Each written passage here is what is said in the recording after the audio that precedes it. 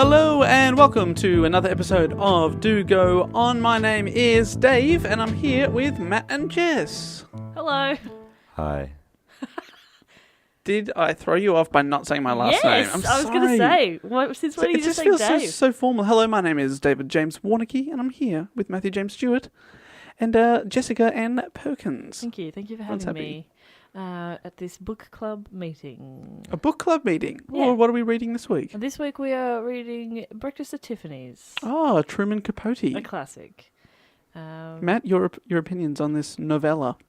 I think it's really good. I like that weird racist stereotype part where Tell me more. the landlord is he's in yellow face and he Matt, did you watch the film instead of reading the book again? fuck. Yeah, that bit where Audrey Hepburn. Yeah. Oh no. I liked Audrey Hepburn's portrayal. Oh no. Oh no. What have I done? You're out of the book club, mate. That's your third and final strike. Look, what? Just because I've never read a book before? Yeah. That's That, and remember the pants incident? yeah. I wore pants. I'm sorry. No, man, it was that you weren't wearing pants, The Chad. pants incident. And remember the time I asked you to pick up the Monte Carlos? It was your turn to get the Monte Carlos. What did you bring? What did you bring? Kingston's. Kingston. Who likes Kingstons? Apparently I a lot do. of people. But I prefer Monte Carlos. I ate them on the way, and You were left with I Kingstons. was left with the backup Kingstons. Every car should carry a packet of emergency Kingstons. All right, Monte Carlo number one. Mm-hmm. Then you've got probably the Kingstons, maybe in two. Ooh, okay. Then I reckon I'd go to the chocolate creams, whatever they're called, Delta cream. Delta creams. They're pretty good. Then This is a good chat. I think lowest is the orange creams. Orange Yeah. slice. It's orange slice, okay. Number This is two. really accessible for our international listeners too. All right, so a Delta Is cream this is not- pretty much like a cheap Oreo. Yeah, basically, yeah. Only And nicer. Monte Carlos. I like Monte Carlos. Yeah, can't beat them. Cannot beat That them. weird red lining around the weird white cream stuff. What is that? I don't know, but I love it. What a time to be alive. What a time. All right, well, I'm going to take you back in time this week with my topic. Should we get straight into it? Let's do it. Let's bloody do it. This is efficient. I like it. I reckon the people are going to love this. I might appreciate that. Like, thank God. Oh, God, they were talking about biscuits. And yours are usually quite long too. I've got a long one. Of course you do. All right, mate. And my report's Yeah. quite big too, so... He's on fire. All right, so we're going to start my topic with a question. And by the way, this is the first one that the Patreon patrons have been able to vote on my topic. for So I you, gave them yeah. 3 options. So maybe I'll work in, give you the 2 backup options after we announce the cool. winner. Okay. I believe. Man, it's so awkward watching you butcher the fine segment that I worked up over months. That's interesting. It was probably the best part of the show, and now that you're doing it poorly, it is. I don't have the muff on my mic this week, so I've got to really watch my I'm P's. sure there's a word for it that isn't muff. There probably is, but yeah. Anyway, no P's. Unfortunately, P starts with P. It's hard to. So whenever I say P, it starts with the P sound. I think every time you say P, you just replace it with an O. Okay. OE. Okay, that worked. Great. So my question is. Yep. To both of you, Yes. Oh, okay. who are Dayton, Ohio's yes Ohio. favorite sons?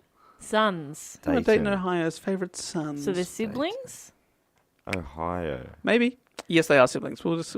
Okay. Which brothers are My- Dayton, Ohio's favorite sons? I have one.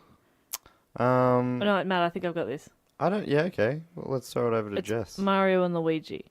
Are they from Dayton, Ohio? Yeah. Oh. They are, but they actually came runner-up in the favorite sons poll. Interesting. Speaking Wow. of classic polls. Dayton, Ohio, because we had another Ohio topic very recently as well. Ohio. We're in okay. Ohio country at the moment. We're in a real Ohio purple patch. Well, I mean, you've got a purple patch is not good for the lack of peas. Purple patch. Purple Oatch. You've got to play to your audience, and we've got a lot of Ohio listeners. Yeah. Yeah, we do. Okay, so it's not Mario and Luigi. I really thought I had it there. Favorite sons. Is it a team? No, it is 2 brothers. Okay. Favorite? Okay. Did they play for the Buckeyes, the Ohio State University Buckeyes? They did not. Okay. Did they... For they did not need college where they were going. Oh, where would you not need college? Jail. Are they the Yeah, good one. Cray twins? Yeah, you're doing the Cray twins again, but they moved to Ohio. No, but if they were to go to jail, maybe they could just fly over the prison wall. Okay, Superman and Superman's brother, John. not quite as Yeah. Superman Simon John. Kent. Simon Kent. No? Clarence Kent. Do you want me to just tell you? Yeah, I have a funny feeling now that I know it's Flying Brothers. It's definitely the Amelia Earhart and her brother Emilio. I was going to say the Turbo Toe twins, but the ones who fly with powered toes. They got jetpack toes. You know the Turbo Toe twins? Also known as the Wright Brothers. Oh. You are correct. Or could I say, right. Oh, very No. good. Did you write that joke? No, I don't have Did to. you write that joke? Jess made a joke on your joke. That is some amazing wordplay. Thank you We so are much. very, very smart. Thank All these you. very intelligent jokes we make. Yeah. We're three smart people. The Wright Brothers, cool. I Now- remember doing a project about them. I know that you did that because when someone tweeted in this as a suggestion, I had to go back because I went back through to make sure no one else had tweeted in the suggestion. So I searched our Twitter handle and right. And so you'd written back, obviously, just saying, oh, wow, I did a project on them in grade 4. I wonder how much I remember. Yeah, I don't think it's going to be much. Oh, good. And Let's find also in grade 4, I did a project on the black box. Oh. Don't remember a lot about that either. The Black Box Brothers. Yeah. A lot of flying. Yeah. So, did you go to flight school? Yeah. Flight center. I went to Flight Centre. Flight Centre Primary School. Really? Yeah, yeah. Oh, there you go. Yeah. Go on better. We all wore those cute little cravat things. Yeah. Yeah. Flyman's cravat. That's Yeah. what the guy flies a plane, the flyman? Flyman. Yeah. And, the flyman. No, the flyman. Flyman, yeah. Flyman. Flyman. Flyman. Oh no, I've hurt my flyman. You trying to say phlegm again? Flyman. Flyman. Flyman. Flyman. Simon the Flyman. Flyman. Simon the flyman. This is your Flyman, Simon speaking. Do you like my riff about how I'd hurt my flyman? I don't know what it means. I think I was trying to say something about hymen, but Yeah, I don't okay. fully know what a hymen is. Nah, I did. I broke it. I broke it long ago. And, Yuck. oh, what a start. All right, well, let me try and rescue this episode by telling you that Matt, seconds ago, made fun of me for my poll, my Patreon poll. He looked at my poll and said, that is a small poll. No, my Patreon poll. Well, let me just tell you, Matt, that my poll was closer than any of your polls ever were. Oh, how's I that feel, dickhead? I picked topics that were so great that the patrons really struggled. That's one way to spin it. Otherwise, they were so bad that they didn't But they know weren't which sure one which to to pick. That's Yeah. actually true. So I decided to have a topic. Yep. I went Oh. with brothers. Uh-huh. Okay, cool. That was my subject matter, I should say. Nice So one. I'll tell Just you. brothers, not siblings. Just brothers. No, I went with brothers because we had so many people went through Cool. the hat and I sort of categorized suggestions. So Huh. the least popular suggestion, 31% of the vote. The least popular, 31%. Stewart Brothers. Yeah, No. you and your brother. You and your bro. Fair No. enough too. Tom and Matt. Would have made for a real interesting 15-minute chat. And here he is. Yeah, we bring in your brother.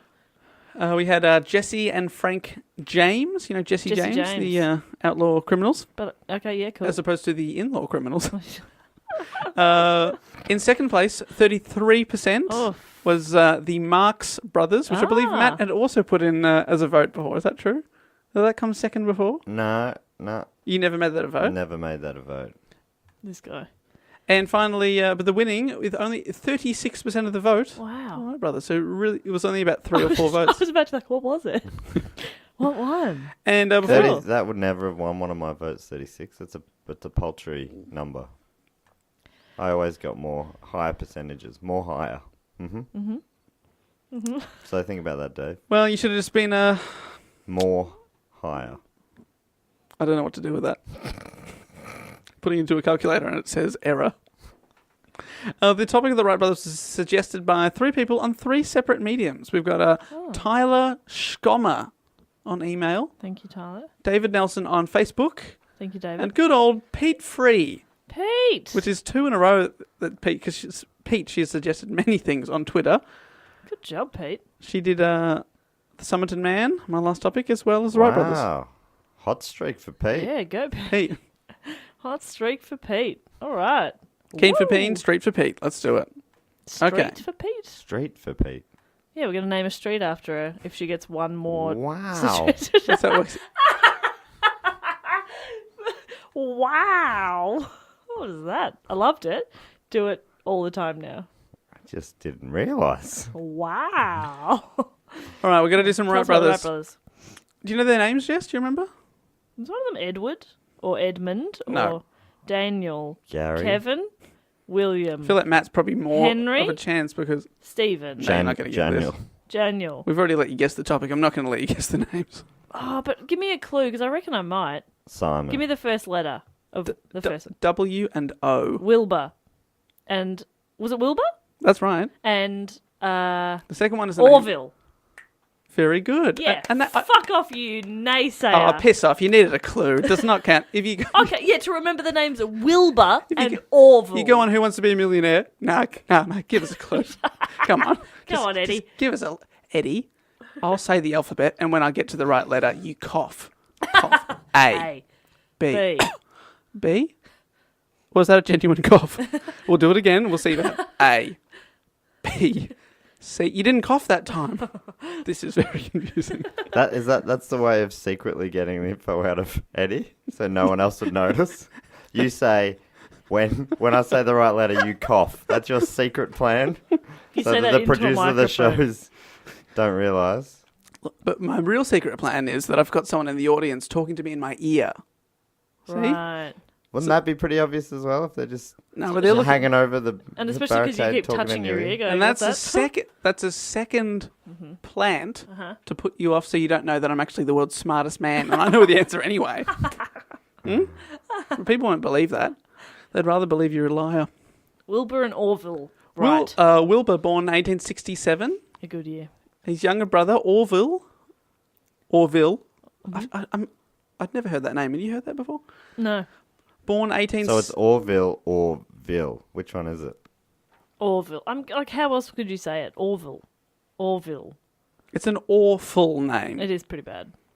But he was born 1871. They were 2 of the 7 children born to Milton Wright, Good name. a bishop in the Church of the United Brethren in Christ, and his wife Susan Catherine Corner. Susan. Wilbur was born near Millville, Indiana, and Orville in Dayton, Ohio. Ohio. They moved around a lot, but most of the time they were based in Dayton, Ohio. The other siblings in the Wright family were the older Royklin, Jeez, they're all fucked names. Lauren, but Oh, yuck. but Lorin, so Lauren. Lauren. The younger Catherine, That's fine. who the 2 brothers were very close with, and twins Otis and Ida, who both died in infancy. Oh. In elementary school, Orville was given to mischief and was once expelled. Oh. He was, however, very clever and encouraged by his parents, and he wrote in his memoir, "We were lucky enough to grow up in an environment where there was always much encouragement to children to pursue intellectual interests, to investigate whatever aroused curiosity." That's nice. Their father, Milton, travelled a lot for his church work, and in 1878 he brought home a toy helicopter for the boys. Do you have to travel much for church work? I think he was I kind travelling... of feel like you're assigned a church and that's it, isn't it? No, I think that they were sort of... Second family. Secret second family for Yeah, sure. 100%. And he's bringing home toys just to make up for his absence. Yeah, big time. Covering that. So they're not asking questions. Busy with their toys. Second Smart. family. Very smart. Very smart. Where's your other family? Have a toy. No more questions. Mm-hmm. So they've gone straight to, where's your other family? Yeah. I told you they were encouraged to be inquisitive. So he brought home a toy helicopter for the boys. It was made of koik. Oh, good. A good building material. Now known as cork, but at the time, Koik. koik. Koik. Koik, bamboo and paper. And And then used... they had a Twiki sandwich. I've got a toik. A Twiki sandwich. boiger. It had a rubber band that would twirl its twin blades, so it would just sort of fly up and down using a rubber band. Orville and his brother were fascinated by the toy, and a lifelong passion for aeronautics was born. The two brothers were so into this toy, they were keen on trying to create a life-size version of the toy so they could fly with it. But then their school teacher persuaded them that this was probably pretty dangerous, so they gave up the idea. Killjoy. Typical teachers, holding the kids down. It was actually, his name was Principal Killjoy. Really? Some people are just born into it. As Orville grew older, so did his interest in hobbies outside the classroom, and he dropped out of high school during his senior year, and he opened a print shop. His older brother Wilbur was bright and a studious child and excelled in school, and he made plans to attend Yale University after high school. I've heard of it. But, as I said at the start, they didn't need uni. When Wilbur was 18 years old, an accident changed the course of his life. He was badly injured in an ice hockey game when another player's stick hit him in the face and he lost his 2 front teeth. His injuries healed. The incident plunged Wilbur into a depression. He did not receive his high school diploma, cancelled plans for college, and became withdrawn. Holy shit. Bit of a recluse. Can you just plan to go to Yale, isn't it? Like, don't they choose you? Not you go, all right, I've made my decision. I think that maybe he was so smart that he could take his pick. Maybe he was being a bit arrogant. Yeah, have you ever watched the Gilmore Girls? No. It's also a no from me. Interesting. Well, no further comment then. Did it have context, or do you just want to know? I just wanted to ask your opinion on and one question for you. Episodes. Were they from Dayton, Ohio? No, were they Dayton, Ohio's favourite Rory daughters? is set on going to Harvard from the age of 15. She the mom? No, it's the daughter. Interesting. Yeah. Anyway. I thought Gilmore Girls was McLeod's daughters for so many years. Different show. Which is a show very set, different an Australian show set on a farm. Similar. And then when people got excited about it coming back, I was like, really? People enjoyed that farm show? You're an idiot. They're different things. Yeah, the names are quite different. Quite different. Or is it just like daughters, We're all someone's girls? daughters, we're all someone's girls. That's true. No, As okay. John Farnham once said. Can't argue with that logic. Things got worse for the Wrights when in 1899 their mother Susan died after a long battle with tuberculosis. Oh no. In 1889, What is Orville, tuberculosis? TB, consumption, it ruins your lungs. You explaining it with abbreviations doesn't help. What is tuberculosis? TB. Ah. What is cancer? The big C? Oh, cancer. Right. I understand the science of how it works now. If you break it down into a small 1 or 2 letter combination, suddenly I become a doctor. I think tuberculosis, it ruins your lungs. Sort of cough yourself to death. Yeah, that's right. Yeah. Oh, awful. Sorry, Susan. It's real bad. Yeah, no good. A long battle too. Yeah. Orville, 1889, he dropped out of the printing stuff. He began publishing the West Side News, a weekly West Dayton newspaper, with Wilbur serving as the paper's editor.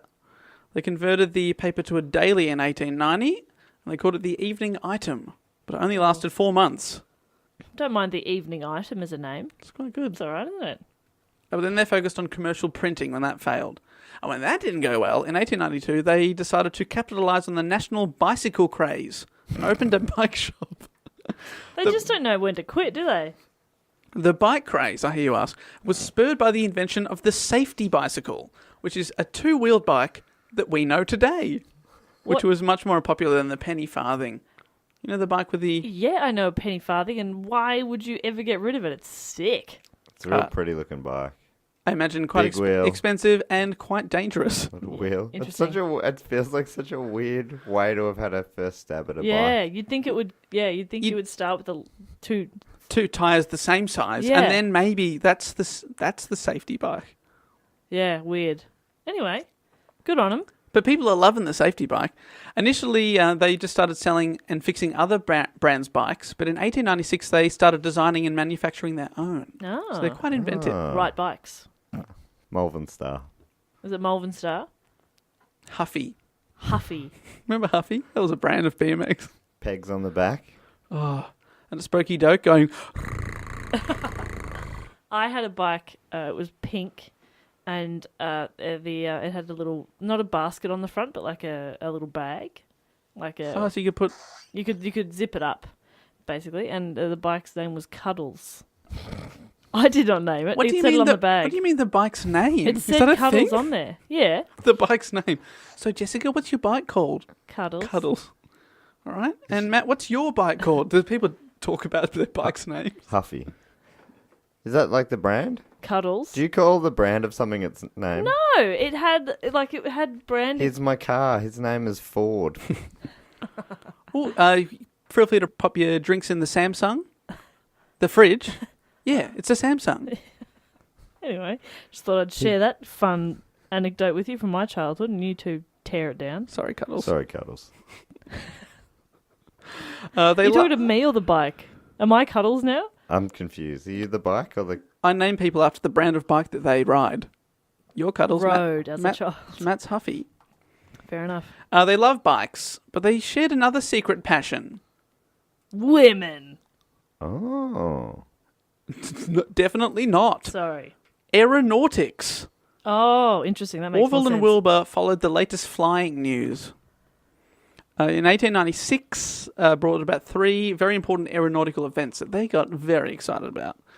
In May that year, so the Smithsonian Institution Secretary Samuel Langley successfully flew an unmanned steam-powered wing model aircraft. In mid-year, Chicago engineer and aviation authority Octave Chanute brought together several men who tested various types of glider over sand dunes along the shore of Lake Michigan. And the famous German aviator Otto Lilienthal, whose research the brothers had studied and followed for a long time, is kind of their hero. He died in a glider crash. Oh, no. The Wright brothers became convinced that with better designs, human flight was possible. So I love it. Their hero dies and they've gone, that's it. I can do this. Yeah, it's our time to shine. Yeah. With him gone, with our hero from Germany gone, Yeah. in America, we can now invent a plane. Lilienthal based his designs on flying birds. He tried to make machines that looked a lot like birds, and he was ridiculed in life, often disparagingly referred to as the flying squirrel. Oh, that's nice. That's cute. There you go. Little squirrel. It's in a little plane. It's got the goggles on, a little scarf. Flying squirrel. It's adorable. Also, good pub name. Yes. Do you want to go out for dinner later? We'll just head down to the Flying Squirrel. What do you reckon? Yes, please. Great. What are you going to get? A pint of John Smith's Smooth Ale. Great. Hold the food. Hold the food. Interesting. Okay. I love, often when I'm at a cafe, they ask if I don't drink coffee. They're always like, do you want some coffees? From now on, I will turn to them and say, hold the coffee. I will only have brunch. I will only eat, never drink. Hold the coffee. So anyway, so the hero's dead, and now they think they can usurp him. They're like, we're going to have a crack at that. So in May 1899, Wilbur wrote a letter to the Smithsonian Institute requesting information and publications about aeronautics. So we got a bunch of books and stuff. Drawing on the work of English engineer Sir George Cayley, the previously mentioned Chanute, Lilienthal, Langley, as well as Leonardo da Vinci, who 400 years earlier had conceptualized several flying machines, the Wrights began their mechanical aeronautical experimentation that year. Wilbur, who obviously loved to write letters, wrote to the US Weather Bureau and asked for a list of really windy places in his area. I hope that's how it was worded too, right? I don't know where the windy areas are. It's so funny. That's so good. I can't believe... I need to just mention how good Chanute is as a name. it's Why hasn't great. that come up yet? I was waiting for someone to mention it. Chanute. Chanute. Maybe God, the that's best name good. I've heard so far. Is that a first name? No, it's a surname. How do you spell it? Chanute. Chanute. Chanute. Chanute. It sounds like something that Michael Maybe it's Jackson would Chanute. say. Chanute. Chanute. Yeah. But I actually think it's a perfectly good first name, Chanute Warneke. Oh, Yeah. okay. Hello. Future children.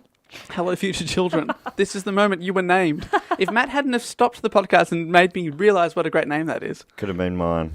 we never could have called it. No. You stuffed it. Stuff Sorry, that I mate. gave it away. Try again next time, champ. I will. But Chanute Yeah, Stewart. next time keep it to yourself, Matt. Chanute Stewart is... Chanute it does not Stewart. work at all. Chanute Chanute Stewart. Warneke, adorable. Yeah, because you've got No. an acceptable last name. like quite, common and... Acceptable. Chinook Stewart is too many. It sounds. It's no. But Chinook Warnicky, it just sounds like... It's great. Very it foreign. Flows. It Don't like flows. it. Chinook Stewart. Sounds great. Chinook Stewart. Chinook Stewart. No. If you do it in the Scottish accent... Chinook Stewart. But it's Chinook how you awesome. make... Chinook how you make porridge. So the US Weather Bureau wrote back to his windy letter request. Said, hello, Wilbur. We assume you are 10 years old and want to fly a kite. Where's the windy place? What an adorable question. Here is a list of places you can fly a kite, but make sure to ask Mum and Dad. Kind regards, Weather Bureau. Locked bag. XXX. They wrote back and they suggested Kitty Hawk on the sparsely populated Outer Banks of North Carolina. I've heard Kitty Hawk. Kitty Hawk? Probably because of Because of this. this. That's probably why. Probably made it famous. Still only a few thousand people live there, so it really put Kitty Hawk on the I map. was going to say, yeah. And there on the sand dunes, very windy sand dunes at Kitty Hawk, the brothers got to work. Oh, imagine windy sand dunes. Just sand in your eyes. So, sand just gets everywhere. Oh, you go to need the those beach. goggles. You go to the beach, 3 weeks later, you're still finding sand in your butt crack. Send in your hymen. It's got a sandy. Does that work? Sandy Hyman's not a bad name. Where are you going for lunch? Oh, the Sandy Hyman. What are you going to get? Hold the food. There was a swimmer called Misty Hyman in the 90s, I think. Olympic swimmer, Misty Hyman. That's so not good. Oh, sorry. Yeah, no good. Disagree about that name. Chinook Hyman. They broke down mastering flight into 3 key elements in 3 stages. If you can master these things, you can fly a plane. 1, wings that will lift you off the ground into the air. Interesting. I reckon you could stop there. Yeah. Yep. Well, that's what. So the difference between people had already flown gliders and stuff, but no one had been able to control it. So that's the Wright brothers are the first people to successfully launch a controlled aeroplane. Spoilers. Number 2, stickers that make you look badass. They want a propulsion system that will move the wings through the air to generate lift, like some sort of engine. Mm-hmm. And number 3, Stickers of fire. coming out the side. Gnarly. And finally, a control system that will balance the aeroplane and let the pilot decide where they would like to go. That's the really key bit. Bahamas. Then I want to go Barbados. Barbados. Look, Jess, that was a long time ago. I think it's time you moved on. All right, mate. We've all made slight errors in speech before. I can't think of a time I have. You better watch everything you say from now on in this episode. So like I said, at this stage, people had only nailed element 1, so getting off the ground. So that what they wanted to do was look at controlling the aircraft once it was airborne. On the basis of observation, Wilbur concluded that birds change the angle of their wings to make their bodies roll right or left. The brothers decided this would also be a good way for a flying machine to turn, so to either bank or lean, much like you do on a bicycle.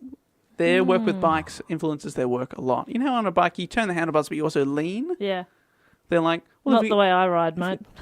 You're all handlebar. I am dead straight at all times. No matter what. Jess is still in stage 1 of riding a bicycle. She can get off the ground. Excuse me. I've got some fully sick stickers on my bike. You should see her at the velodrome. Very funny. He gets to the corner. You start going up into the crowd. Right in the Riding over the roof. Suddenly you're outside. I'm still doing it. I'm doing it. So they were like, well, we want to be able to bank left or right, so lean the plane. But how the fuck do you do that on a plane? One day when holding a long, thin, toothpaste-sized rectangular box, so a box like the toothpaste comes in, at the... Is that what a toothpaste box is?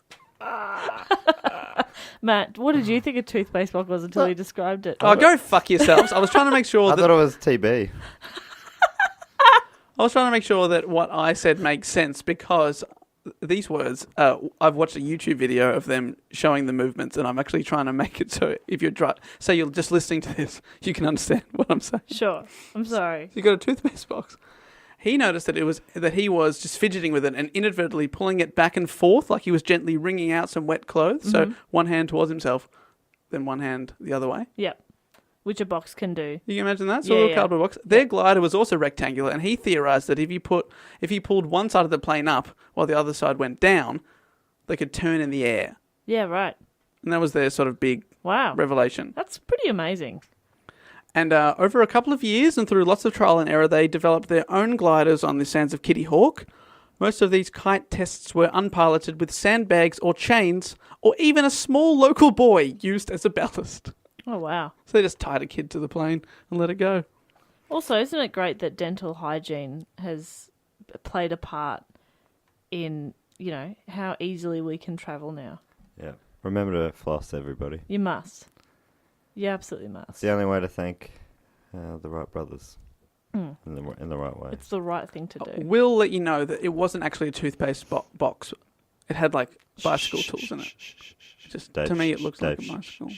Just looked a bit like a thing. Just So sorry, it wasn't a toothpaste box at all. No, it's just like that shape.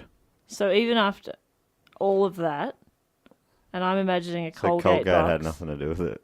So it's got nothing to do with toothpaste at all. What about Did they even have toothpaste? triple mint stripe? Probably not. Definitely not whitening or sensitive, did they? It would have just been the one no. thing. God, they couldn't bite into an ice cream like I can, confidently, every time. Sensodyne. Hey. In 1901, the brothers showed their true genius. So they've been on the sands for a couple of years.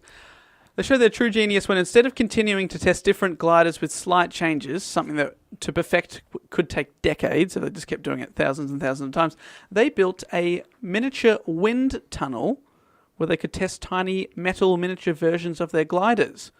They were able to test and perfect hundreds of different wing types in a very short amount of time. Wow. So the Wrights took a huge step forward and made basic wind tunnel tests on 200 wings of many shapes and curves, followed by detailed tests on 38 of them. So if they did that on the sands, it would have taken forever, but they just did it at home. The tests, according to biographer Fred Howard, quote, were the most crucial and fruitful aeronautical experiments ever conducted in so short a time with so few materials and at so little expense. With their new method, the Wrights achieved true control in turns for the first time on October 8th, 1902, a major milestone. From September to October that year, they made between 700 and 1,000 glides, the longest lasting 26 seconds. Wow. And they went 600 feet or nearly 200 meters. So it's kind of impressive. 26 seconds, yeah, that's impressive. But you bloody think it's impressive, mate. So at this stage, no one else is doing this, though, right? Or is that not right? Other people are doing it, but no other people are doing it with the wind tunnel. Okay, so other people are doing similar stuff. So at the moment, they're just gliding, which other people aren't doing. But soon, they want to add an engine, which other people aren't doing properly yet. Right. Another big move was when the Wrights discovered the true purpose of a movable vertical rudder. Its role was not to change the direction of flight as a rudder does in sailing when you're sailing a boat, but rather to aim or align the aircraft correctly during banking turns and when levelling off from turns and wind disturbances. So it sort of helps the plane to recover, sort of go back to normal.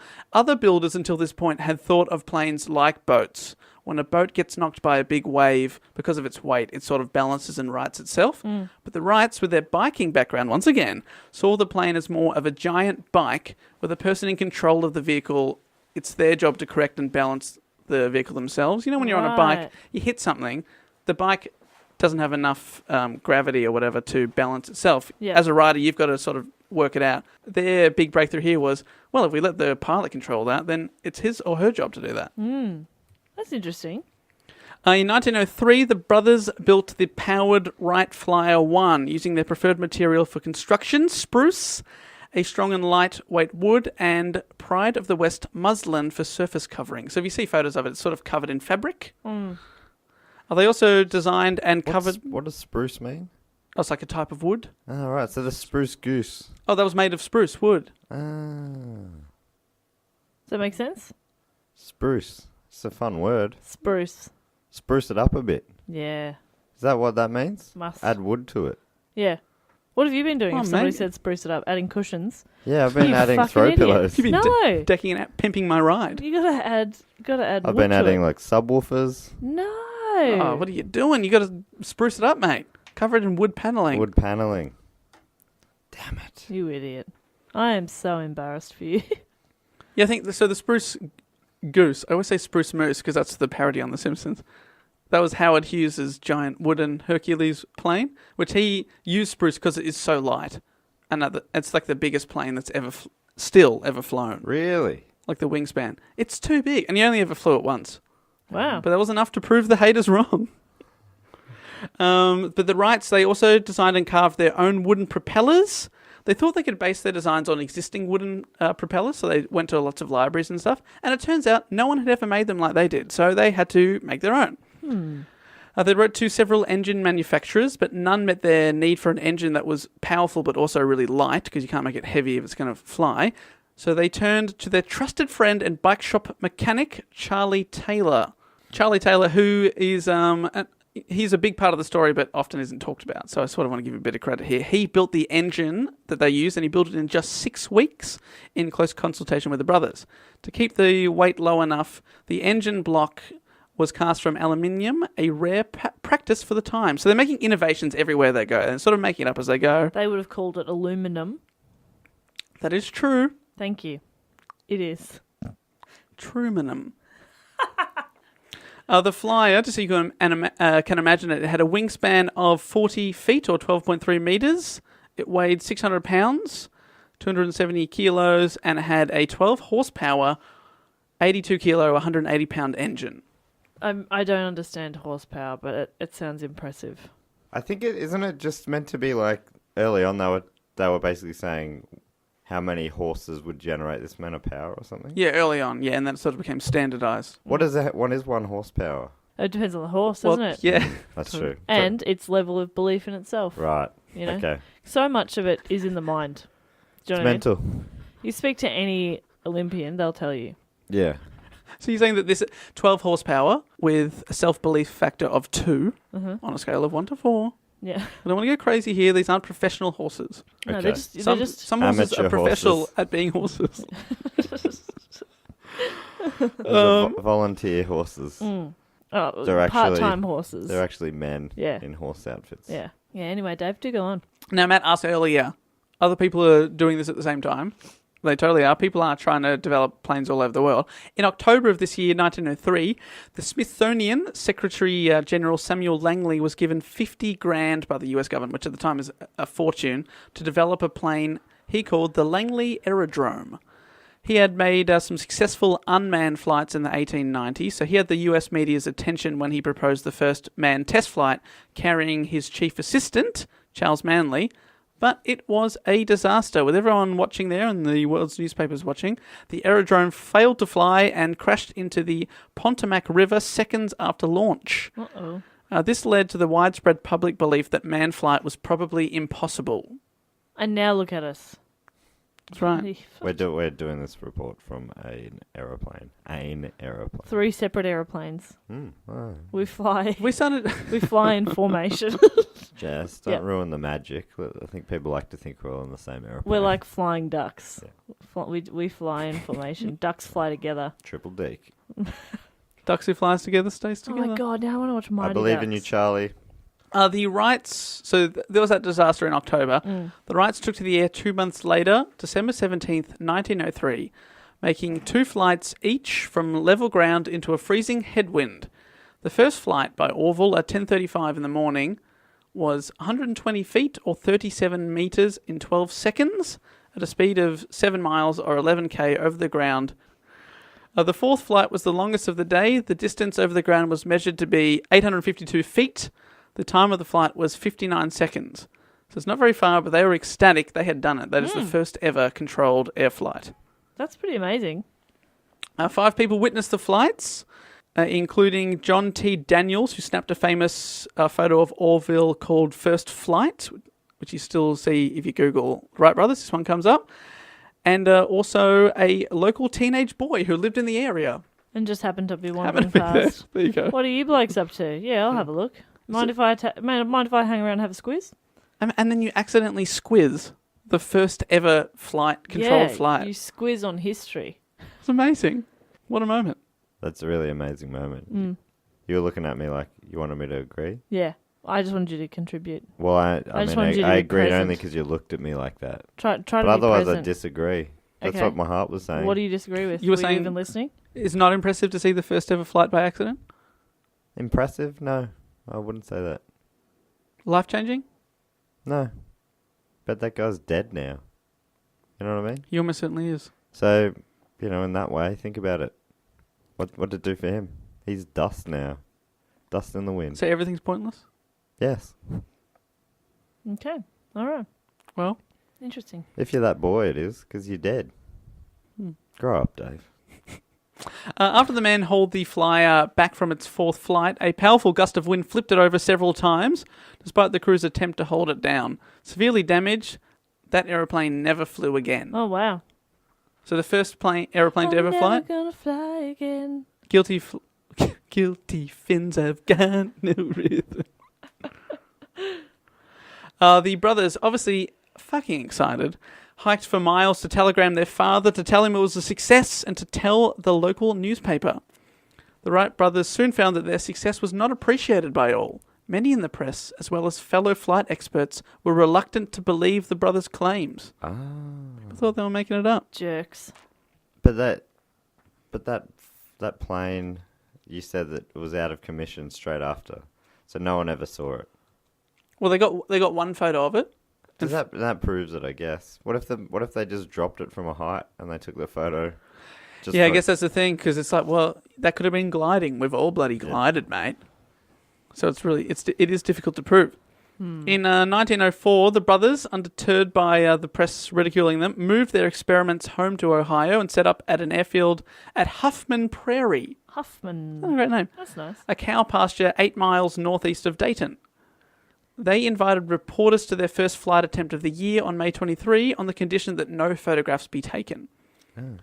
Engine troubles and slack winds prevented any flying, and they could manage only a few short hops a few days later with fewer reporters present.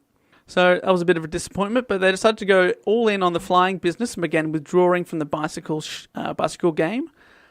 This might seem like a no-brainer now after they just invented the first controlled flights. You'd probably invest your life savings into it.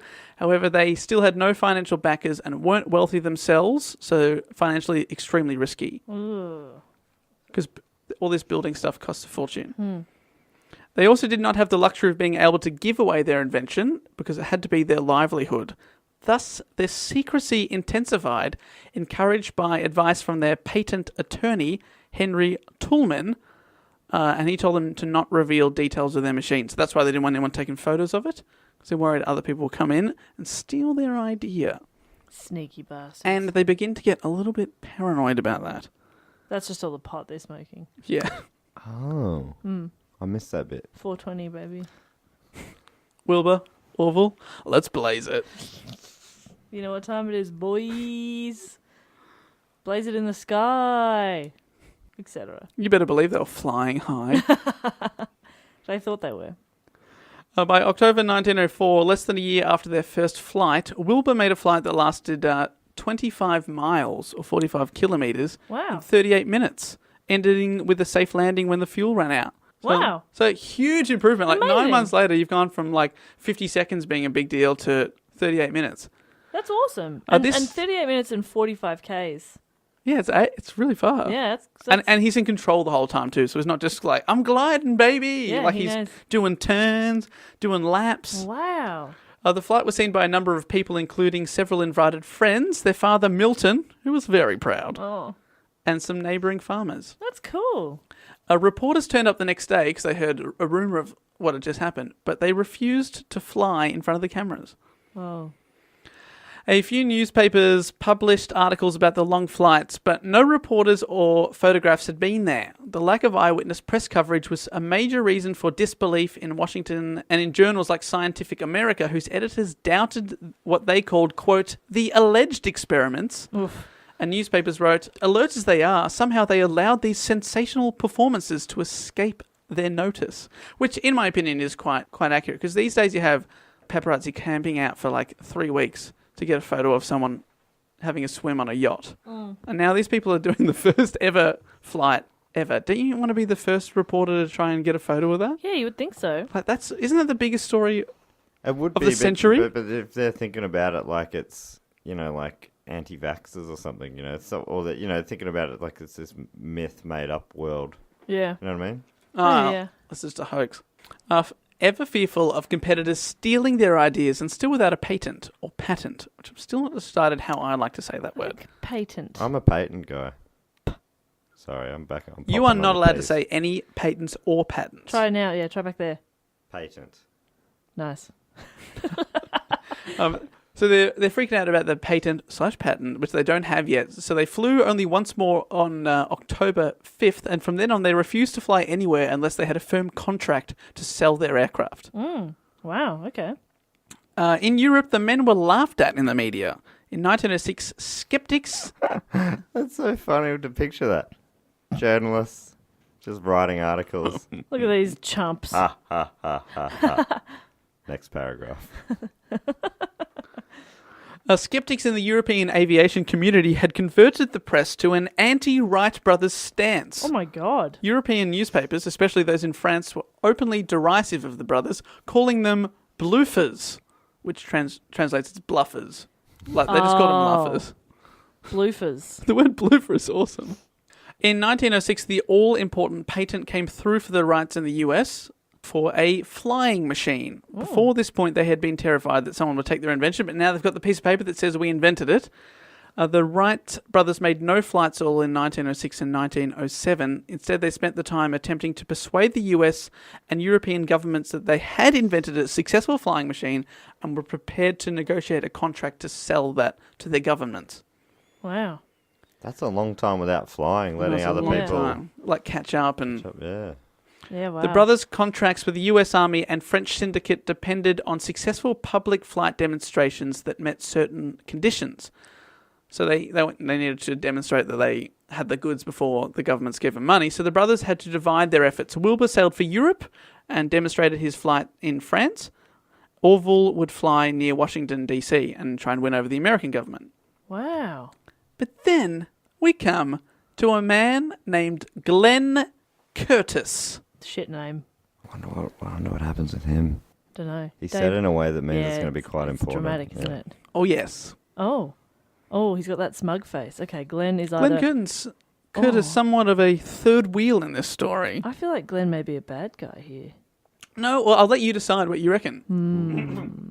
I'm on board. I like deciding. Glenn Curtis, an inventor, pioneer, and somewhat of a daredevil. One N or two in Glenn? Double N, double S. Glenn Interesting. Curtis. Oh, I know. interesting. Okay. I'm listening. Oh, yeah. Okay, continue. I watched a short dramatization of this part of the story, and he was played by a fit actor, so I don't know if he was good looking in life, Jess, but the actor certainly was. Well, you say that like I'm so superficial that's the only thing that's important to me. You had me at Daredevil. To I know, be but you honest. I was going to say you love Glenn's. I was just going to, you just love Daredevils. You I love a bad boy. I love a bad boy. Oh, yeah. Oh, I love them. If they're like, sorry, toots, can't talk, got to go ride my motorbike. You would not like that person at all. Toots. Yeah. What about a motorbike? Do you like motorbikes? Yeah, I like motorbikes. This guy is your man. Sick. Born in New York in 1878, Glenn Curtis, 7 years younger than Orville, the younger brother. He also owned a bike shop, but in the early 1900s became interested in motorcycles. Very good. I like this bike, but I'd like it more if it went faster. In 1902... Wait, in 1902 he invented the leather jacket. Is that what you're going to say? Yep. He also began manufacturing motorcycles with his own single-cylinder engines, and by the next year he had set a land speed record on his bike. Oh, that's sick. What a cool dude. That is pretty 24 cool. years old, a year later, he's got the fucking record. Oh my God, yes. The manufacturers of the famous Indian motorcycle company came to visit him and couldn't believe that one man had made a bike faster than theirs in the back of his tiny bike shop. That's amazing. They're impressed. That's cool. In 1907, Curtis set an unofficial world record, so unverified, but he always claimed it, of 136 miles or 220k an hour, a record that stood until 1930. Wow. That's fast. So when it comes to engines, he's the real deal. He's the engine man. Oh, yeah. Glenn the engine. Glengen. Glenjon Curtis. He'll never hurt us. Or will he? Bad boys will always hurt you. You never learn. You never learn. Protect your fragile heart. You gotta protect that fragile heart. In 1907, famed inventor of the telephone, Alexander Graham Bell, invited Curtis to develop a suitable engine for heavier-than-air flight experimentation. So, there's two types of air travel at the time. There's lighter-than-air, which is stuff like hot air balloons and blimps and stuff. And then there's heavier-than-air, which is gliders and aeroplanes. Sure. Okay, that makes sense. Did Alexander Graham Bell have a leather jacket? Oh, he only wore a leather jacket. Sick. Dick out. He didn't wear leather pants. He had no pants. Are you saying, Matt, that he had absolutely nothing else on, but Nothing just else wore on. the leather jacket? Yeah, you could see his DNA. Dicks and ass. I've never heard that. I think Dicks. Dicks and ass. He had multiple. What? Oh, you didn't know that about Alexander? Yeah. One for He each was a double name. dick man. That's what separated him from the rest. Yeah. Man with two first names and two dicks. Mm. You can't trust him. That's my rule of thumb. Either or, but this man had both. Yeah. Wow. What a quadruple whammy. So, to Dick's Bell, he regarded Curtis, bad boy, One dick. as, well, Uni-dick. That we know of. unconfirmed sightings of his uni-dick. He regarded Curtis as, quote, the greatest motor expert in the country, and he invited Curtis to join his Aerial Experiment Association, the AEA, to sort of develop their own plane. Fun. Curtis developed a few planes and engines with the AEA. The most famous of the early ones is called the June Bug. Oh, that's cute. The Scientific American Cup was a competition promoted as the first public demonstration of an operational airplane. Whoever could publicly fly over 1 kilometre in front of these guys would get $25,000. Which was Wow. a fortune back then. That's fortune. heaps. I'd take that now, happily. I wouldn't. Interesting. That's why you and I differ. Put it in the bin. Yeah. Don't know if you can be bothered. Spit on it. Yeah. Wipe your bum with it. I wipe my DNA with it. How many you got? I've just got the one of each, yeah. Oh, a uni bum. Uni ass. Okay. Dave? Pardon? I don't want to ask, but now I need to know. 2D, 3A. Oh, no. 2 down, 3 across. That's a super nerdy crossword. The Aero Club, who were doing this Scientific American Cup for the 25 grand, they contacted the Wright Brothers first, offering them first go. Sorry, I was just thinking, like, what my answer would be. It'd just be, I have neither. Oh, That wasn't worth it. Keep going. 0 down, 0 across. Yeah, 0, nothing. Getcha. So the Aero Club, the people organising this competition, they give Wright Brothers first dibs. They're like, all right, we've heard that you can fly the plane. Do you want to come and do it? Orville wrote to decline the opportunity on June 30 as the Wrights were busy completing their deal with the US government. So he's like, no, we don't need your money. Glenn Curtis, bad boy, did not muck around, and when he heard the Wrights were not interested in competing, he stepped up. So the day before the event, he crashed his plane during a test. But this did not put him off. Bad boy. That could probably put you off, I reckon. A few days after the Wrights declared that they were not interested, on July 4, Independence Day 1908, Curtis took the June Bug to the sky in front of a huge audience. A film crew turned up and made this the first ever flight recorded on film. Wow. On the second try, after stalling the first time, the aeroplane successfully flew 5,500 feet, 1.6 kilometres in 1 minute 40, winning the trophy and a $25,000 cash prize. All right. So that was the first videoed. First filmed. videoed. If it's the first filmed, is that do some people think that was the first, the first real flight? Most people First proven? Most people believe that Wright Brothers, They do believe, okay. but there is always controversy. Yeah, of course. Curtis, because of this, was instantly famous across the country because he's in all the newspapers. He's declared as like the winner of this aviation competition.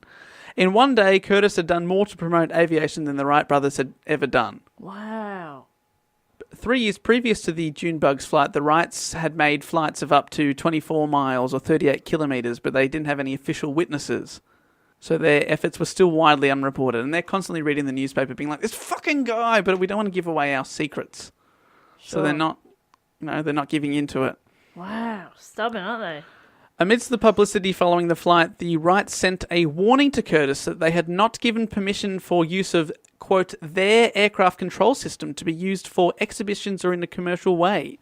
They warned him that what he'd just done infringed on their patent. Oh. Thus begins a chapter of aviation history known as the Wright Brothers Patent War. Ooh. Oh. We love a good war on this show. We do. Ice cream ones. End of list. Emu ones. World ones. World ones. Wars on childhood Was obesity. it War of Currents? Yeah, we have the War of Currents. Jess does not remember it at all. What was that? Do you remember when Thomas Edison electrocuted an Oh, elephant? War of Currents. I was thinking like the berry. I know they're not Oh, that berries. sounds way more fun. Now, a few months after this scientific cup, Wilbur demonstrated his machine for the French public who had previously derided him.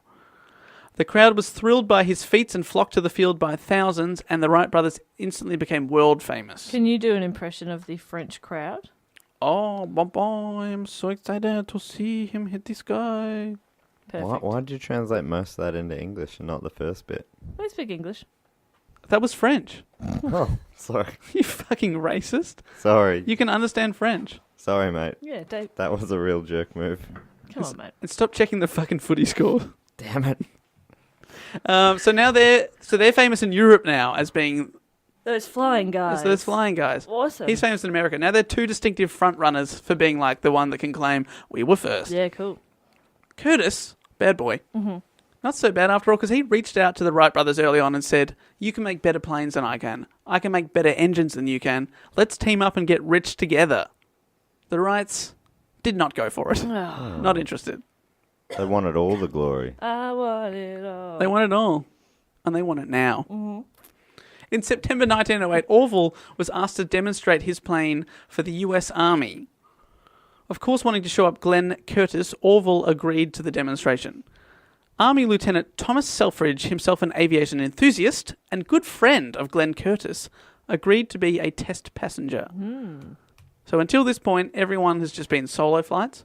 And most of the time, the first flights, they actually lie down on it. As well as their pride and fame, on the line was a $25,000 contract, which, as we all know, Matt, is becoming less and less money as the years go on. yeah, but still quite Still impressive. Quite an impressive amount. Matt would still wipe his DNA with No. it. Don't want it. I don't even think I'd want it touching me anymore. I think that's actually how people got tuberculosis. Yeah. Rubbing $25,000 on their DNA. So up for grabs was a contract with the US Army to make their planes. So leading up to the event, Orville completed a series of solo test demonstrations. One of these tests he flew over 62 minutes, so smashing his own existing record. Wow. Their rival, Curtis, was watching, who was invited to the event by his friend, Lieutenant Tom Selfridge, the guy that's going to be the first sort of guest on board. Mm-hmm. After 12 successful solo test flights, Lieutenant Selfridge joined Orville for the first official demonstration. Tell me he's not going to sabotage it. Because he's friends with the other guy. The Wright flyer circled Fort Myer 4.5 times at 150 feet, and everything was going really well. Oh, no. It was going really well. But halfway through the fifth circuit, Oh, no. the Wright propeller broke, No. losing thrust. No. The rudder... no. Swiveled. Not the rudder. The rudder swiveled. The plane became horizontal and sent the flyer into a nosedive. Oh, nosedive. Orville shut off the engine and managed to glide for about 75 feet, but the flyer hit the ground nose first. Oh, no. When the First. When the craft hit the ground, Selfridge and Wright were thrown forward, Selfridge struck one of the wooden upright of the framework of the plane, he died. fracturing the base of his skull. Oh, no. He underwent neurosurgery, but obviously it's pretty primitive back then. He died 3 hours after the crash without ever regaining consciousness. No. Thomas Selfridge was the first passenger to be killed in an aeroplane crash. Hey, well, I mean, So there's something. you'd take that, wouldn't you, as a first? It's always good to be the first to do I something. knew he'd sabotage it with the base of his skull. Yeah, cop that plane. Oh, that's awful. Orville suffered severe injuries himself, including a broken femur, Oof. several broken ribs, and a damaged hip. He was hospitalised for weeks and bedridden for months. The accident left him in pain for the rest of his life. Oh, no. I mean, that sounds like that should be the case because he fell out of a plane Yeah. that was nosediving. Amazing to be And alive. there's, and there's no seatbelts. It was actually... To get thrown from the plane. They did a modern test of this, and they discovered that if Selfridge had been wearing a helmet, he probably wouldn't have died. Wow. See, kids, wear your helmet. When you're flying the Wright Flyer, No. always wear a Even when helmet. you're on a bike. Even when you're in the shower. Because you might slip. Even when you're... Helmet. How are you going to wash your hair? Don't worry about it. You're always wearing your helmet. Yeah, you've got a helmet. No when one you're sees sleeping, you. you could fall out of bed.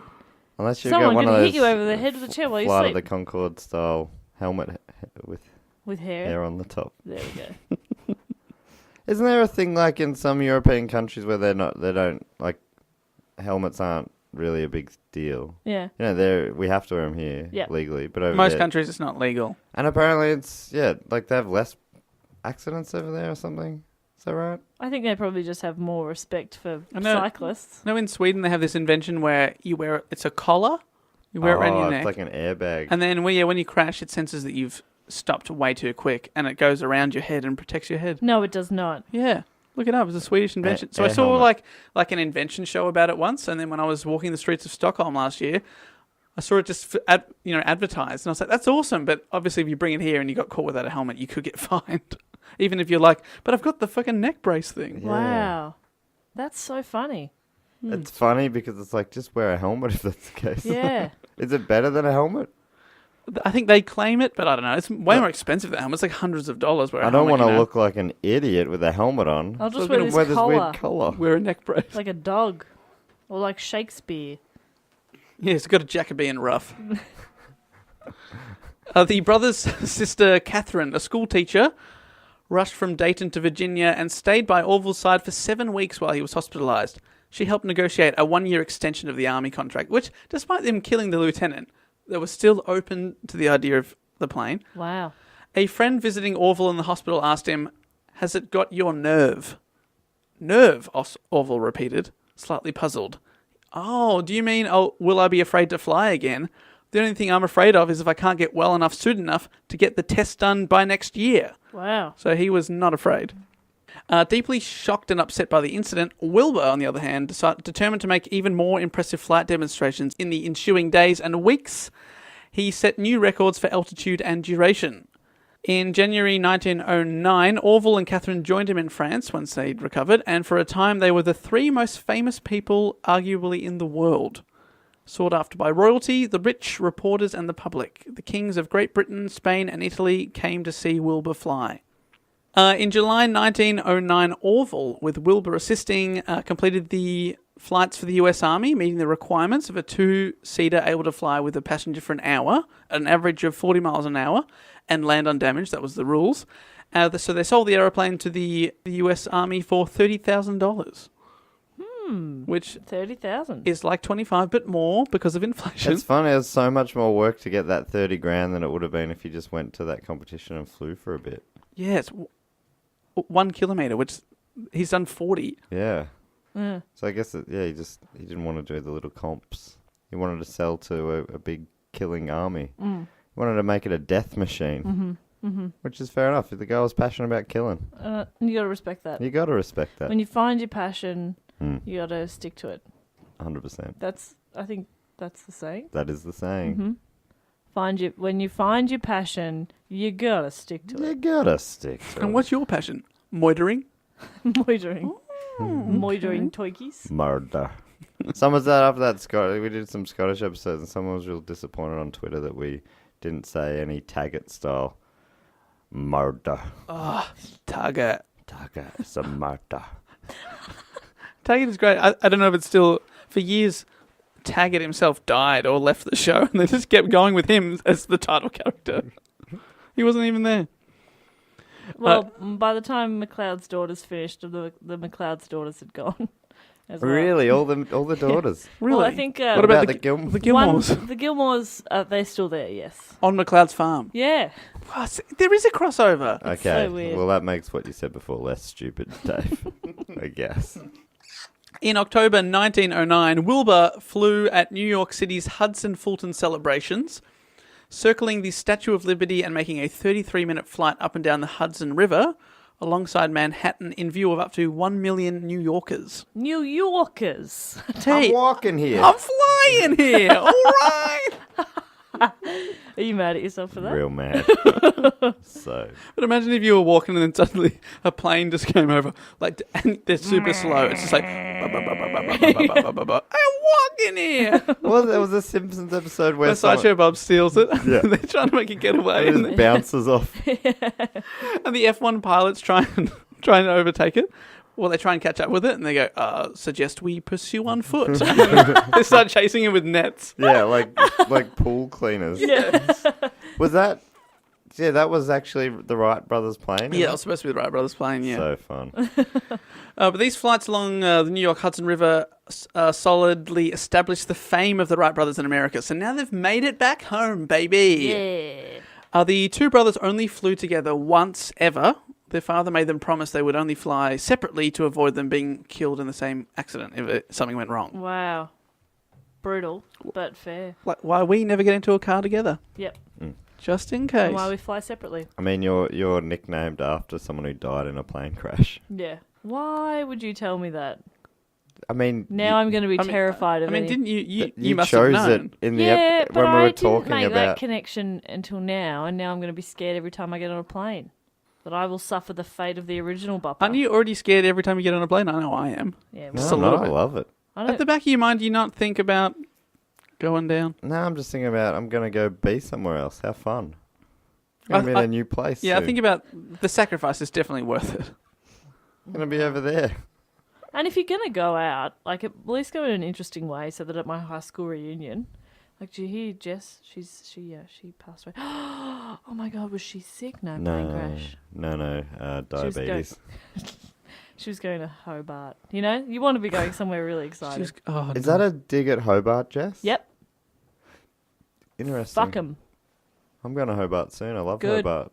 Are you going to Stay go? there. Are you going to go by ship? No. By No, plane. I'm going to go by plane. Interesting. Well, good luck. And I'm going to name myself... Bon voyage. what's one of the other ones in that crew? I'm going to be Buddy Holly. That's my new nickname. I'll call you Buddy. Buddy. Maybe I'll call you Holly. Holly. Yeah. I That's like nice. that. Okay, Dave, who else was on that plane? Richie Valens, that was the young one. Can you be Richie? Richie Rich. He's Richie. Holly over there. Yeah. And I'm the Bopper. All right, let's go fly somewhere. Test this Sweet. shit out. Let's do it. Anyway. Test this theory. So all this while, Curtis, our bad boy, is trying to sell his own planes and his own designs. But the Wrights still thought that even with a different design to their own, he was still infringing on their patent. Mm-hmm. Their patent. Because they just had a patent Does for anyone a flying say machine. patent? Yeah, I watched a documentary and they kept saying patent. Yeah, yeah, that sounds Sounds weird to too similar to pattern. me. And I need to know what you're talking about. A pattern Patent. or a patent? Patent. But they're obsessed with this patent. And everyone that... they're trying to sue everyone pretty much. Curtis refused to pay license fees to the Wrights and sold an aeroplane to the Aeronautic Society of New York in 1909. The Wrights immediately filed a lawsuit beginning a years-long legal conflict. The Wrights filed lawsuits in France and Germany as well. Basically, anyone that wanted to fly, they had legal proceedings brought against them by the Wrights. Curtis suggested that if someone jumped in the air and waved their arms, the Wrights would sue. What a bad boy! Got him. That's That's fun. funny. That is fun. See, he's a bad boy, but he's funny. Got a bit of humour. Oh, I like that. Oh, I like a funny bad The boy. Wright brothers sound a little bit Wrong. full on. Yeah, a bit wrong. Yeah, Do you the get more it? I read into the... No. Right. Right, yeah. No, I don't. Wrong. Wrong, yeah. What? like the opposite of wrong, Right. would be right. Huh? And their name's also Wright. It's different spelling, but they sound the same. So Oh, right sounds like right, you think? yeah, that's what I mean. Oh. So I've never really thought about it like that. Right and right do sound, somewhat similar. and so then the joke there was that the Wrights sound a bit wrong. No, I'm not quite getting it. Okay. I'm just going to cut you off there because this could be the next hour of the show otherwise. Okay. Well, I'll explain it to Matt after the show, I think. Yep. Is that okay, Matty? Yeah, sure. I think you're going to find you're not making any sense, though, but okay. Okay, Dave, do go on. The Wrights' preoccupation... Point is, right and wrong are opposites. And No, right and right as the flying guy. I really thought I'd get there that time. Sorry, Dave, do go on. The Wrights' preoccupation with the illegal issue stifled their... Oh, right and wrong. Yeah, there we go. There we go. Do you get it now?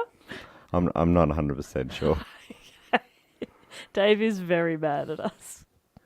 The Wrights' preoccupation with the illegal issue stifled their work on new designs, and by 1911, Wrights aeroplanes were considered inferior to those of European makers. Wilbur especially was constantly in and out of court over a 2-year period. Holy shit. So they were fighting so much that they sort of forgot about the planes. Yeah. On June 8th, 1911, Curtiss received a US pilot's license number 1 from the Aero Club of America. Because the first batch of licenses were issued in alphabetical order, Wilbur Wright received license number 5. Oh. What a slap in the face. Brutal. Nah, fair enough. It's alphabetical. Alphabetical. But your enemy just got number 1, but you were the first to fly! You were! Yeah, it sounds like they're not in it for the right reasons anymore, the Wrights. You know what I mean? I know what you mean. I feel like they've lost sight on what is right. Alphabetically, I'd get the first one. I was thinking about that the entire time. I didn't listen to anything you just said. I was going A, B, C, PSW. D. Yeah. P, Q, R, Or unless S. it's on first name, then DJM. God, you're good at the alphabet. That was so fast. Mm-hmm. I've got to sing the rhyme still. It's not a rhyme. In a way, it is.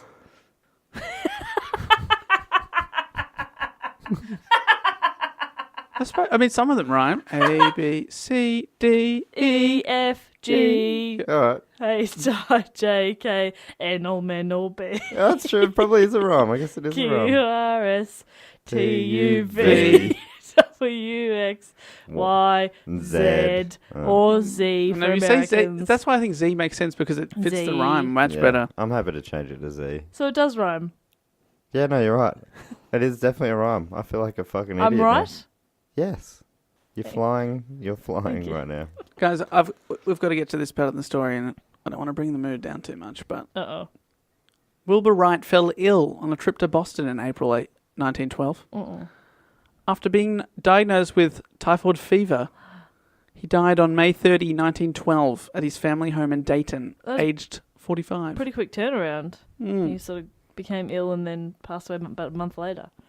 Orville blamed Curtiss for his big brother's death. Oh my god. He thought the stress of the constant lawsuits and patent breaches wore his brother down. If that's the case, then stop doing them. Mm. Just build the planes and enjoy the skies.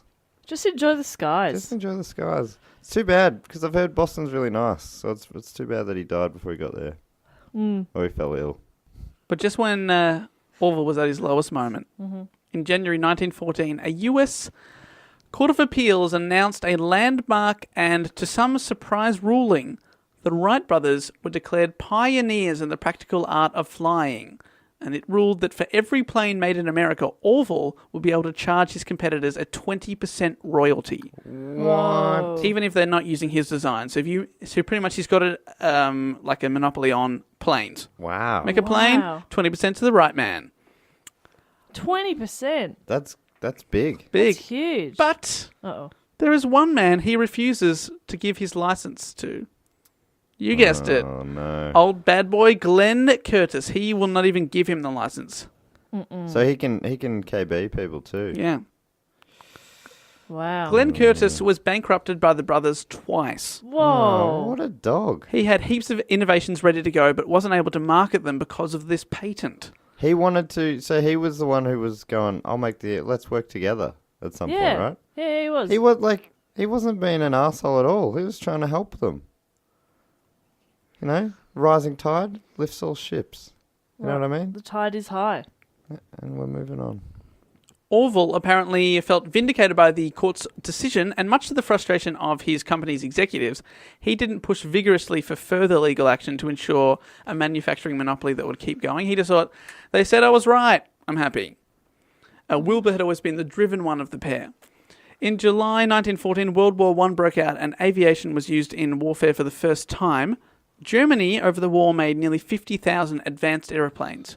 However, aviation development in the US was so suppressed by the legal proceedings of people constantly suing each other to such an extent that when the US entered World War I a few years later, no acceptable American-designed planes were available, and US forces were compelled to use French machines. Wow. So no one in America could make advanced aeroplanes.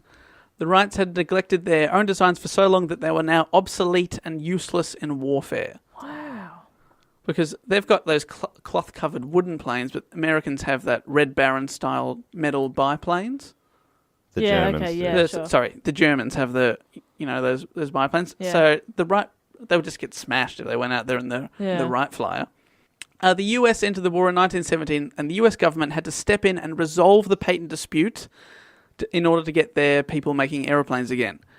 The US government, as a result of a recommendation of a committee formed by Franklin D. Roosevelt, then Assistant Secretary of the Navy, pressured the industry to form a cross-licensing organization called the Manufacturers Aircraft Association. Basically, all aircraft manufacturers were forced to join the association, and each member was required to pay a comparatively small blanket fee for each aeroplane manufactured, and of that, major part would go to Wright and Curtiss companies.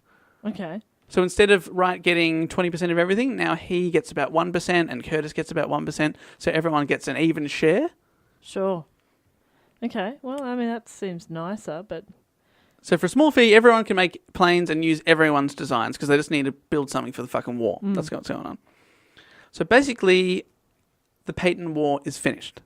Curtiss immediately began producing aeroplanes, and his years of experimentation and innovation paid off because he suddenly sold 7,000 of his Curtiss J4s, nicknamed Jennies. I love that. I love that. Overnight, he had so many orders, he became the largest aeroplane manufacturer in America. Wow. Overnight. This guy's been bankrupted twice, and now he's like, show me the money! So the World War really helped him. Big time.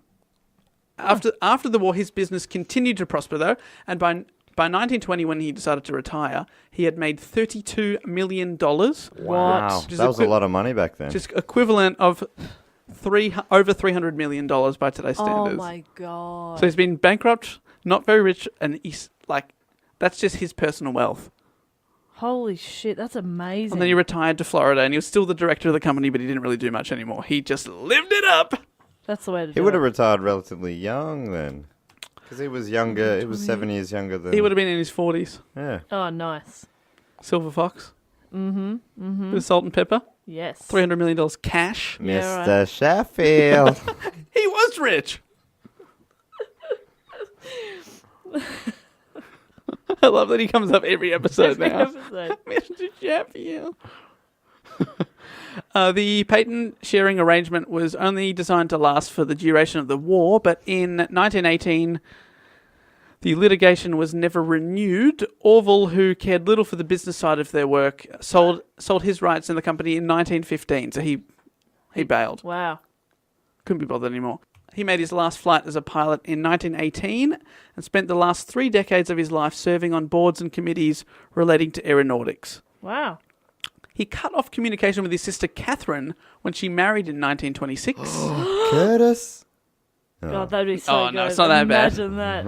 It's not that bad, but it's bad. Neither Orville nor Wilbur ever married. Oh. And he was greatly upset by his sister's choice to marry, even though she was 52 and had been single this whole time. She got married at 52. Yeah, give her a break. Wait, so it wasn't... He was just angry she got married at all? Yeah, everything I read about it said that he was just annoyed at it. And I was thinking maybe it was because the husband had been married before and he was widowed. Maybe that's why. But I think the way I was reading it, he just felt betrayed that she So he was into his sister. I don't know if he's into it, but it's just like, they're always a Right? family. He wanted her for himself. No. Isn't that how you're reading that? No. He cut her off I'm because she reading it married as a jealousy someone. thing, but not that he wants to. What's he jealous of? That now? Like companionship, because his best friend, his brother's died, and then his other best friend's his sister, and then she leaves. He's been replaced now. She won't care about him anymore. But it is weird. It's super fucking weird.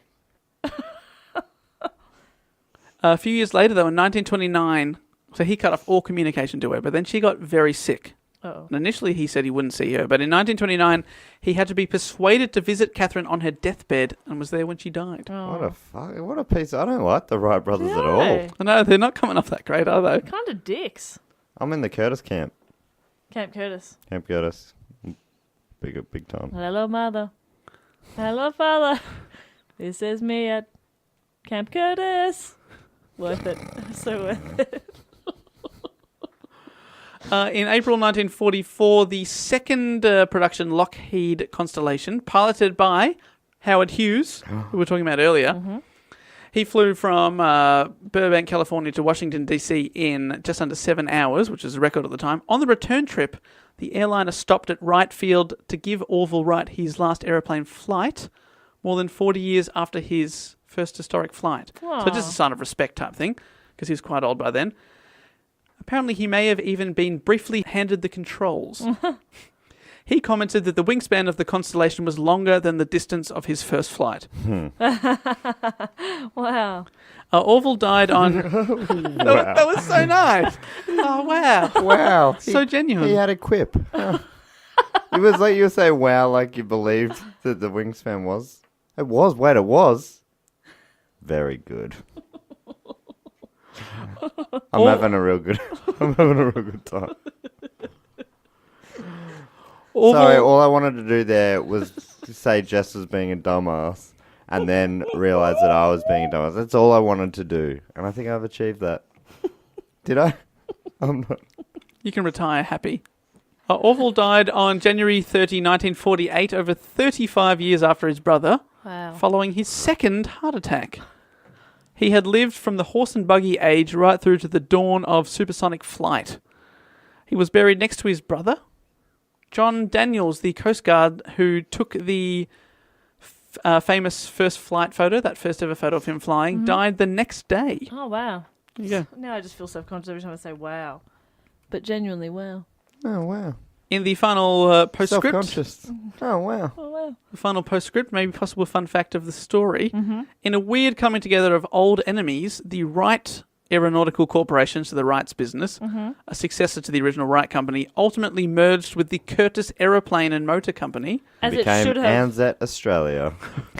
On July 5th, 1929, forming the Curtis Wright Company, shortly before Glenn Curtis's death of appendicitis in 1930. It should have been that way from the beginning. It should have been. They finally came together. And Curtis Wright is still a hugely successul multi-billion-dollar company with over 10,000 employees worldwide. That's Really? awesome. Had no idea. What do they do? Make bucks? It's mainly mechanical parts now. But that is the story of the Wright brothers and Glenn Curtis. What a tale. A tale as old as time itself. Really? Oh, wow. Wow! I just thought that was a cute thing that he said. It is a nice thing. I'm with you. It's real cute. Now, Jerks. Sorry. I feel like I knew nothing about the Wright brothers. Yeah, I knew nothing about it. I thought they might have been good people. I had a Yeah. feeling they were from New Zealand. No. And I... Wow, you really knew less than I did. Yeah. So they had no connection to New Zealand at all. Not that I came across. Did New Zealand have anything to do with early flight? Not that you came across. I don't know what I'm thinking about. I'm thinking Yeah. about that flightless bird, probably. The kiwi? The kiwi. Yeah. New Zealand has a bird that can't fly. The Wright brothers must have been from New Zealand. That was my connection. I thought those were like yin and yang and they cancelled each other out. You know what I mean? I know what you mean. I don't think I know what he means. Thank you to everyone who suggested the Wright brothers as a topic. We may have missed some other people, so if you did suggest it, thank you very much. We always appreciate when you guys give us cool topics to report on, which a lot of people are. And we also like to thank everyone that helps support the show via Patreon, patreon.com/dogoonpod. And a very specific shout out to 3 people now I would like to thank. a hero amongst men Wow. and animals. Okay. What? Dr. Dolittle himself. What? All the way from NYC, New York City, you know, the Big Apple, aka the home of Jake Sullivan. Oh, I'm flying here. I'm flying, Jake. you're flying Jake. I'm Jake in here. I'm Jake and Jake. Jake and Jake. Jake, have we said your name enough? Every word becomes Jake now. Thank you to Jake. Thanks so much for supporting the show. All the way, it still blows my mind that people across the world support the show. It's pretty cool. Thank you, Jake Sullivan. Well, speaking of people across the world, I would like to thank a friend of ours from Seattle. Oh, birthplace of grunge. And from one side of the country to the other. Rest in peace, Chris Cornell. Yeah. I know, you want my grief to be over, but Oh, I don't want your grief to be over. I want you to stop interrupting my sentence. But I'm trying to thank. same difference, Jess. But I'm trying to thank one of our listeners and friends. Do you think he's listening to it on the top of the Space Needle right now? This? Do you reckon he's watching it from, listening to it from Fraser's house? Yeah, definitely. Maybe I hear the music calling. Anyway, that's the favourite song of our good friend Alex Woo, which is a fantastic name. Alex Woo. That is a sweet Alex name. has wooed me. Oh, great. Yeah, we're to Are you be moving wed. to Seattle? We're to be wed, yes. Was he moving here? He's moving here. Oh, He's taking my name. the ultimate sacrifice. No, we're hyphenating. Woo Perkins. Wookins. We're going to just make one. We're going to combine. That is not how a hyphen works, but I think it's even better. Okay. I changed my mind. We're going to create our own hybrid. love No, but I do like the name. Which is quite progressive. Woo-Kins is quite nice. Yeah. Wookins. Wookins. Yeah, Wookins is nice. That's cute, isn't it? Alex and Jess Wookins. So that's nice. Well, surely wouldn't you merge both names? So you just become one person? Is that what marriage is all about? A less Wookins. What about Pookins? No. Poo-Kins. I won't have it. Okay, Alex. Balls in your court. Yeah, persuade your wife. To be. All right. And I'd love to thank, a little closer to home, from Shepparton, Victoria. Shep. The land. Who's from Shepparton? We got Briggs, Australian rapper Briggs. Oh, yeah. Okay, yep. I've done a gig there. Shep Life. So that counts. It's a cool town. Anyway, this guy, I don't know, I'm relevant. I'm cool. I know what towns are. I think we do tend to attract awesomely named people, and this is up there with at least the two you've just said. Probably better than those, to be honest. Wowzers. Okay. Okay, a little offensive. Nice try. On the behalf of Jake Sullivan, I'm a bit upset. But I think it might be my favourite name ever. A lot of hype. What is Jonty it? O'Neill. Oh, fuck yeah. How good's that? Yeah, I'm sorry, right. Jake and Alex, but that is awesome. Jonty. Jonty O'Neill. Jonty O'Neill. That would be a good pub name. Oh, I'm going to meet you at the Jonty. Hold the beer. Oh. I mean, hold the food. Shit. You can hold the beer, but when I get there, you're going to have to pass it to me. Yeah, Okay. so I can I'll drink hold it. It's going to be warm. No, I'm hold it in my imagine- pants. I imagine us holding a beer and Dave just lapping at it like a cat. Yeah. But how do I get the bottom bit? This makes no sense. Pushing his face into Yeah. He it. just drinks the tops of beers. He's a real head man. Loves head. I've had 30 pints. And I've only had about 50 mil of drink. Fuck, alcohol's expensive, isn't it, guys? I love shot glasses, though. I can get right to the bottom of them. Get my tongue in there. Have a slurp. He's very good at lick, sip, suck. Lick, sip, suck. Is that it? Yes. Good. People don't do that much anymore. This was a real popular thing back in the day. What, in the 70s? When I was a boy, yeah. 1870s. When I was a boy. Was it you lick the kerosene? Lick the battery. Sip the... Sip the asbestos. I'm trying to think of other outdated things that people don't use anymore because they're unsafe. And then suck. Suck the penny farthing tire. And we're out. Oh, we made it. Thank you so much to everyone that does support us through Patreon. It's really taken a kick lately, and we are well in sight of the goal of Jess and Matt getting a tattoo. Remember, if Matt wins, you get to vote who gets the tattoo, and then if Matt wins, you get to vote what he gets tattooed on him. Yeah. The goal I'm still excited about is our first international tour which is obviously ages away, but still, We're getting we there. get there. We're getting there. Oh, Every day we're a little bit closer. if we go, can we go to Washington D.C. to the Smithsonian so we can see the Wright Brothers plane? I Yes. reckon we're going to map it out so we go through everywhere we can try and see all these things. We got to go to Dayton, Ohio. Oh my god. We got to go to the Space You Needle. know we've talked about a lot of things on this podcast. No, we've probably covered about 20 states. And by the time that goal is reached, it will be another couple of years away, probably. My dream is to see Mount Rushmore. Man, I want to see that. Yeah, yeah. All right. Well, now we've mentioned it, so now we fucking have to. You We boys. got to go to Elvis's ranch. Yeah. Oh, Graceland. I'm Graceland. going to Graceland, In Memphis, Tennessee. Anyway, But every dollar gets us a little bit closer, and you can get rewards like bonus episodes that we do once a month, exclusive stuff. We do like a newsletter sometimes, and all kinds of stuff. But only if you help us out through patreon.com/dogoonpod, a way of keeping the show going. And another way of keeping the show going is suggesting topics. All the links are in the description of the episode, but Twitter, Facebook, and Instagram, you type in @dogoonpod to find us. On email, we're dogoonpod@gmail.com. Thanks to Planet Broadcast, we don't give them Planet Broadcasting. We don't give them much of a shout out, but there's awesome other podcasts you can check out on the network. mm-hmm. Yeah. Two on the Think Tank. One of my favourites. Dragon Friends, Don't You Know Who I Am? Jess and Matt have been on that show with Josh Earl, an awesome quiz show lately, so check that out. And of course, the Weekly Planet. Who could forget? Who could bloody forget? Who could bloody forget those two beautiful boys? Beautiful, beautiful bloody boys. So I've forgotten. What's that? Oh no. No, that's a great show. That's one of my favourites. Love it. But Love it. thanks everyone for listening. We will be back with a brand new report next week, and I've got to put up my new Patreon poll. You can vote for my next topic. Who knows what the subject matter will be, but I'll put 3 together, and hopefully, Matt, will do you proud. Hopefully, this yeah, time. you got a little bit of work to do. Yeah. I'm sorry. I want to see you What's be able to get more than at least 40 or 50%. What's the opposite of beginner's luck? Yeah, beginners he's got being that. shit. Yeah, you got that. You got a case of the beginners being shit. I thought the Beginners fucked it. Nice. I thought it went quite well. It was great, David. Oh, look. You're beautiful. I think the voters did as well as they could with what you offered, but hopefully an improvement in 3 weeks' time. Hopefully, but there's only one way to find out. That is to listen to the show. But until then, I will say goodbye. Bye. Wow. Wow. Wow. Wow. Wow.